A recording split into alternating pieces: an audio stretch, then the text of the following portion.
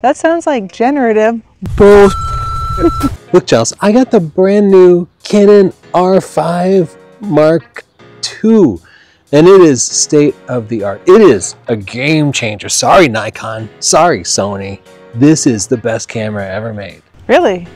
Because I have the original Canon R5, and I think it's just as good as yours. This is like 4 years old. You could get it for $2,000 less. So I want to see how you justify spending the extra $2,000. How are you getting it for $2,000 less than $4,300? If you go to our sponsor, KEH, they have this exact camera available. We'll put a link here. And if you use our coupon code TNC24, you can get 5% off. That coupon code is always changing, so we'll put it in the description below so that you get the most up-to-date one and you can save that 5% and let KEH know that we're doing a great job. So let's talk about the design of the two bodies because they're nearly identical except mine is better. Canon introduced some game-changing design differences. Okay, so your on-off button is over here. Show everybody the weird place that they put it. So you have to like use your left hand to turn it on. I use my left hand for a lot of things. With the new R5, it is about 1.5 inches behind the shutter button. How's that feel? It feels really weird to turn it on. Oh, it is a little bit awkward. It's actually more comfortable to use your thumb. Have you tried that? No, that doesn't work for me. One noticeable difference is that your viewfinder is a chunky little guy. Look how much bigger it is. What are you getting out of all that viewfinder? It's exactly the same viewfinder, but they added the eye-controlled autofocus to this. Oh, that's why it's chunky like that? Yeah. How does that work? It's fun. Like, would you pay $2,000 for it? I turned it off. Because here's the thing, I calibrate it for my eye and it tracks my eye around. It looks so cool. Yeah. And then the next time I go to use it, it almost tracks my eye around, but it's like a little bit off. And then sometimes I'm trying to focus on something, but it decides it's focusing on something else because I'm looking somewhere else. And so finally I just turned it off and I'll never use it again. But it does work with glasses now. Do you know you can sell gear at KEH as well? Now I'm going to test them both out for portraits to see if the eye detect autofocus has gotten any better. Like it was good in the other one, in the old R5, but I did find that sometimes it would miss autofocus. So I got my biggest, chunkiest portrait lens on here, the amazing 85 f1.2. Let's shoot it wide open, see what it can do. I'm glad after you said biggest, chunkiest, you said your lens. The original R5 did great in situations like this, just regular eye detect. But the R5 Mark II does a better job of tracking Chelsea when she turns away from the camera. And that's important in more dynamic portrait situations. This is the hardest possible portrait task. Close-up headshots at 85 f1.2. I scrutinized every image to ensure it focused on the iris, not the eyelashes, of only the closest eye, and all the out-of-focus shots are shown in black and white. The R5 got 60% of the shots in focus. That's amazing. The R5 Mark II, though, did better. It got 76% of the shots in focus, which means 28% less shots are thrown away. If you don't use shallow depth of field in your portraits, if your subjects are static, then the original R5 could save you $2,000. I actually heard that the new R5 II might have a drawback, and it's that the high-speed fancy sensor might actually have worse dynamic range than the original R5. So I'm going to take a picture of this mansion and see if the dynamic range is better on the R5 or the R5 II. To test the dynamic range, I have 2 shots with the mechanical shutter, and we'll raise the exposure and the shadows to see which recovers more detail. The R5 is definitely cleaner than the newer R5 Mark II, but is it a big enough difference for you to not want to upgrade? That's up to you. Both of our cameras are 45 megapixels, except mine has pixel shift, so I can actually take a 400 megapixel picture if I use the feature. That's so 2020. What does yours have? 2024, Canon replaced it with generative AI. I can take a JPEG photo, and then afterwards the camera will upscale it to higher resolution. That sounds like generative. Bull. I can do that handheld though. You need a tripod for yours and you hate tripods. How often have you used IBIS High-Resolution shot? 0 times, because 0 times you have a tripod. How many times have you done it? Several times to test it. during the camera review. It didn't work very well. Let's try it out. Okay. First, the original R5 requires a tripod, but it shoots 9 separate shots and combines them into a 400 megapixel file that takes a couple of seconds to process. With the R5 Mark II, I switch the camera to JPEG and take a picture. Then I go to the second page of the playback menu and select in-camera upscaling. Then I select the picture and press Q and then confirm it again.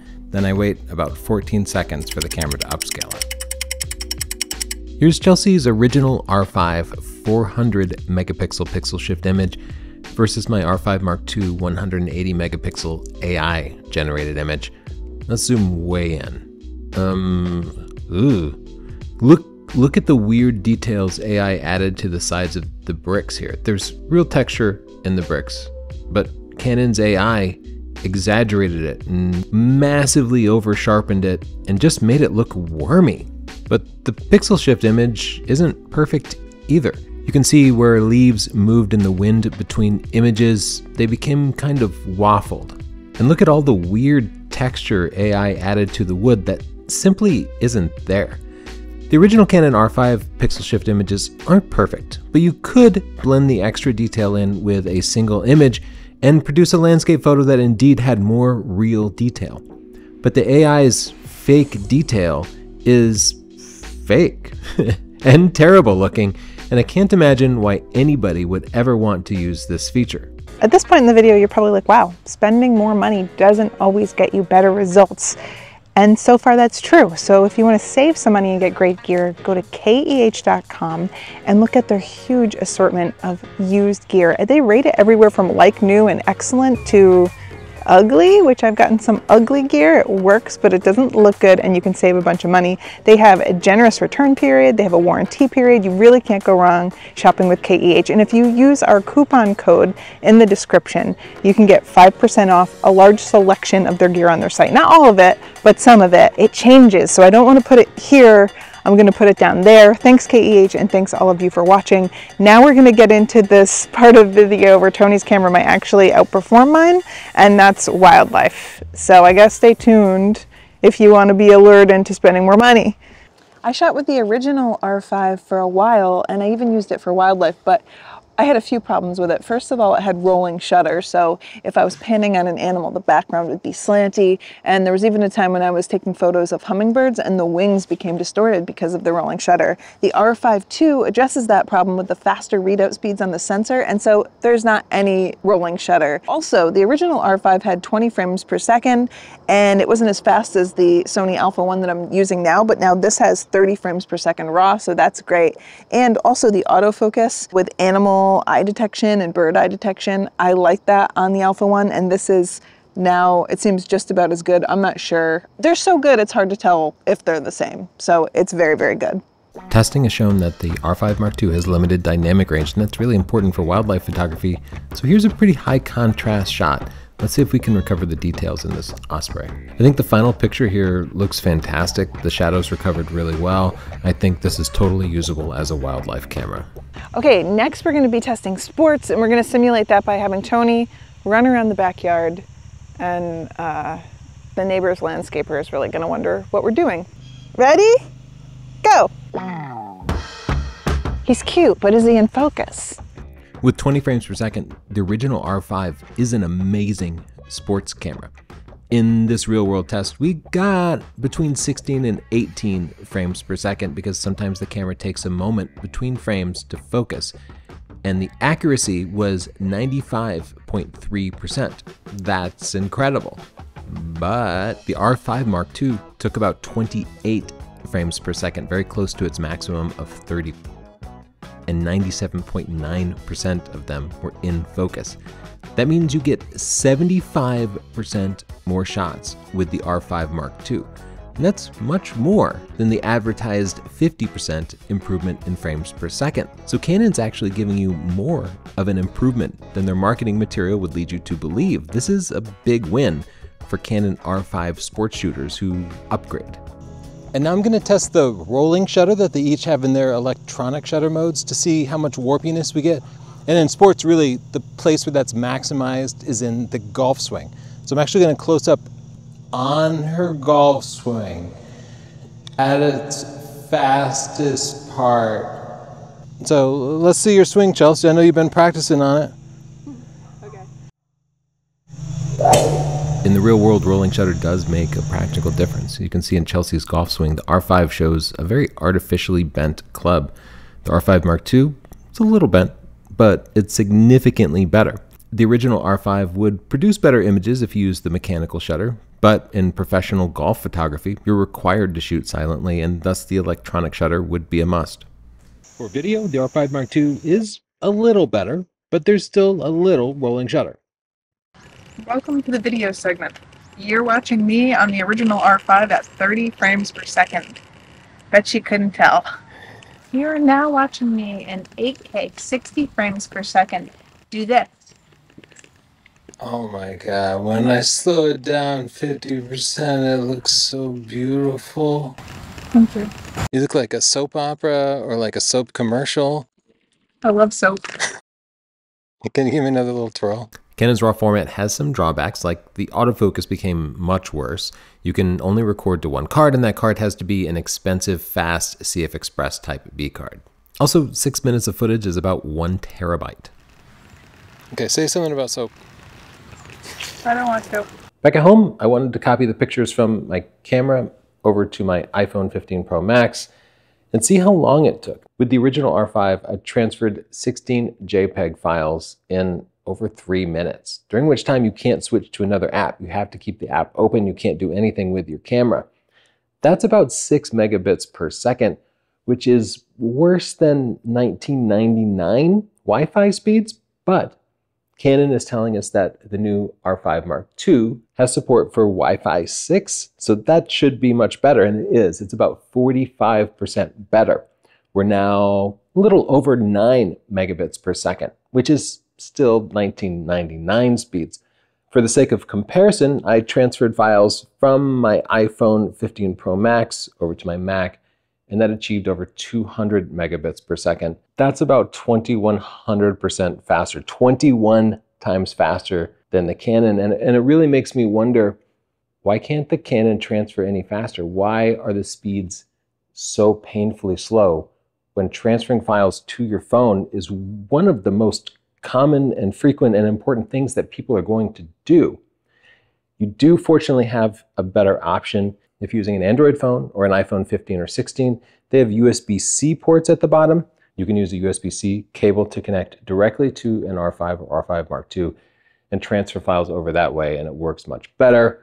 Connectivity is extremely important, and the Canon imaging cloud is a great concept, but our Wi-Fi tests show that it's just too slow to be useful.